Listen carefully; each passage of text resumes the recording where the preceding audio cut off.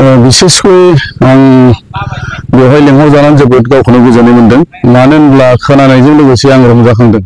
रंजानाय बाथ्राया बेनो, बिथाङा दि दानि मुगायावबो बे रोखोम फ्रि अफ कस्ट बे रोखोम फ्रियावनो मोसानाय फोरोंनो नागिरदों। आं बेखौ नुनानै जोबोद रंजाखांदों आरो बिथांखौ रोजा रोजा गोसो गोरबो सिंनिफ्राय आं साबायखर बावदों।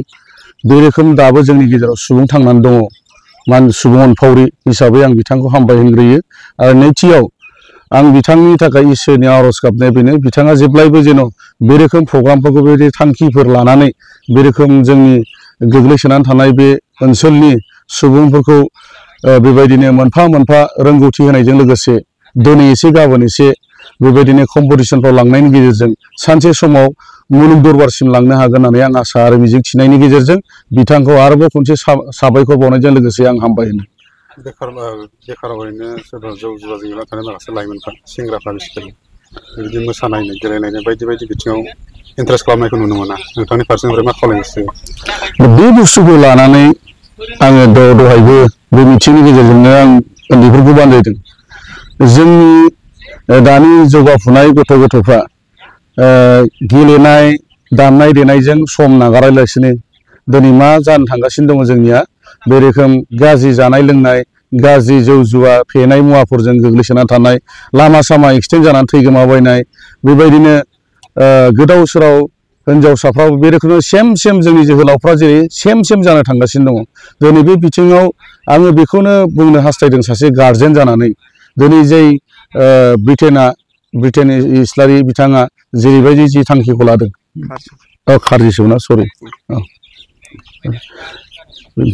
दिनै जि थांखिखौ लानानै ब्रिटेन खारजि बिथाङा बेवहाय फ्रि अफ कस्ट 7 बोसोरनिफ्राय लानानै 50 बोसोरसिम बेफोरबायदियाव जुदि बै गथ'फ्रा जुदि एंगेज जानानै थायोमोनब्ला निस्सय जोंनि बिमा बिफा जोंनि गारजेनफ्रा निस्सय रंजानायखौ मोनगौमोन।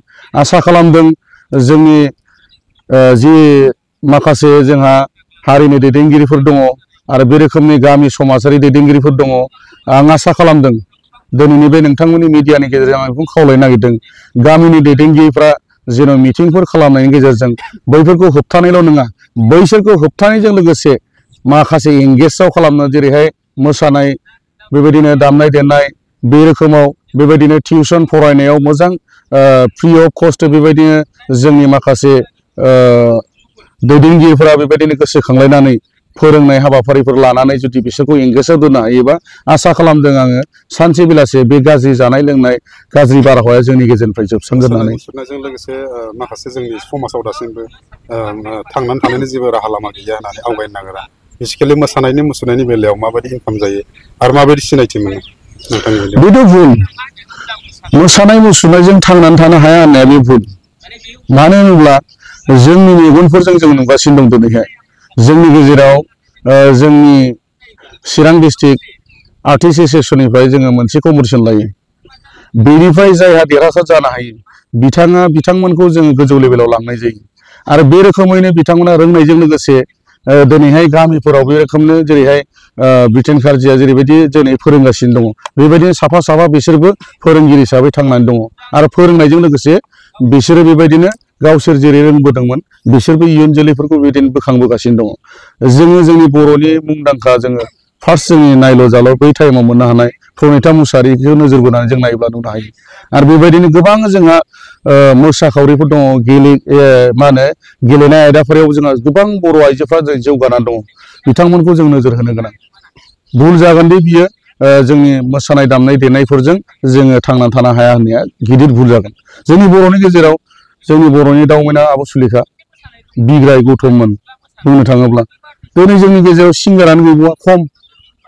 जोंनि आइजो सिंगारफोरनि गेजेराव नोङो नायनो थाङोब्ला गोबां खम, जोहोलाव सिंगारफोरनि गेजेराव गोबां खम। दानि गोदानै उजिबोनाय गथ'फ्राथ' फ्राय गैयानो, जों नुवानो।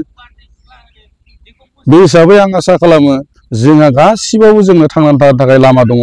आरो बे खोथाखौ जेन' बुङा जोंनि हारिमुवारि दामनाय देनायजों जोङो थांनानै थानो हाया होननाया बेयो नंखाय आरो बे माब्लाबाबो जानो हाया।